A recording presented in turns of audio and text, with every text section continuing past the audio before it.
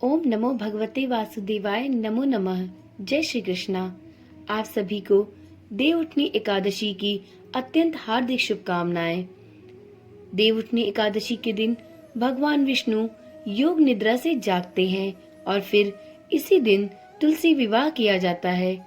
तुलसी विवाह का आयोजन बेहद मंगलकारी और शुभ माना जाता है। मान्यता है कि जो व्यक्ति इस दिन भगवान विष्णु को तुलसी दल अर्पित करता है और शालिग्राम के साथ तुलसी का विवाह कराता है, उसके जीवन के सारे कष्ट दूर हो जाते हैं। ऐसे लोगों पर भगवान श्री हरि की विशेष कृपा सदैव बनी रहती है। आज के दिन तुलसी विवाह करने के पश्चात इस पौराणिक कथा को सुनना अत्यंत ही पुण्यकारी होता है। तो चलिए आज की वीडियो में हम तुलसी विवाह की कथा का श्रवण करते हैं।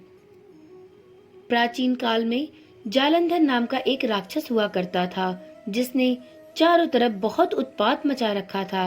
राक्षस बेहद ही वीर और पराक्रमी था। राक्षस की वीरता का रहस्य था कि उसकी पत्नी वृंदा का पतिव्रता धर्म। वृंदा पत्नी धर्म का पालन बहुत भली प्रकार से करती थी। पत्नी के व्रत के प्रभाव से ही वो राक्षस इतना वीर बन पाया था। उसके उत्पात और अत्याचार से परेशान होकर सभी देवता लोग भगवान विष्णु के पास गए और उनसे राक्षस से बचने की गुहार लगाई। सभी देवताओं की प्रार्थना सुनकर भगवान विष्णु ने वृंदा का पतिव्रता धर्म भंग करने का निश्चय किया। भगवान ने जलंधर का रूप धरा और वृंदा के महल पहुंच गए। जैसे ही वृंदा की दृष्टि अपने पति पर गई, वे पूजा से तुरंत उठ गई और जलंधर का रूप धरे भगवान विष्णु के चरण छू लिए।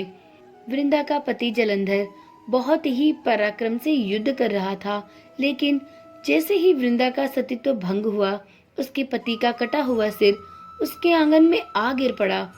वृंदा को देखकर बड़ा क्रोध आया। उसने ये सोचा कि अगर मेरे पति यहाँ हैं, तो आखिर ये कौन है। उस वक्त सामने विष्णु भगवान खड़े नजर आए।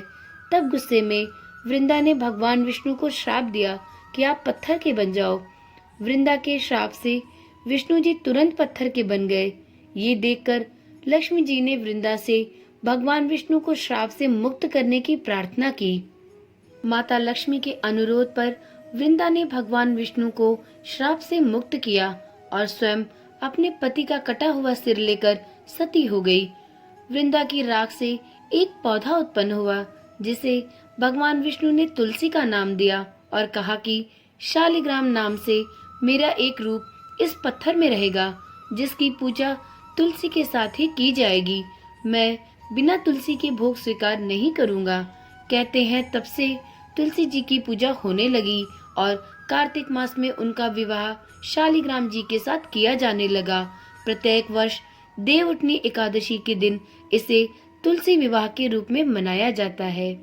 यदि वीडियो में सुनाई गई कथा आपको रुचिकर लगी हो तो वीडियो को लाइक करें और इसी प्रकार की कथाएं सुनने के लिए इस चैनल को भी सब्सक्राइब करें।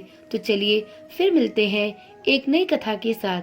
तब तक के लिए ओम नमः शिवाय। जय श्री कृष्णा। राधे राधे।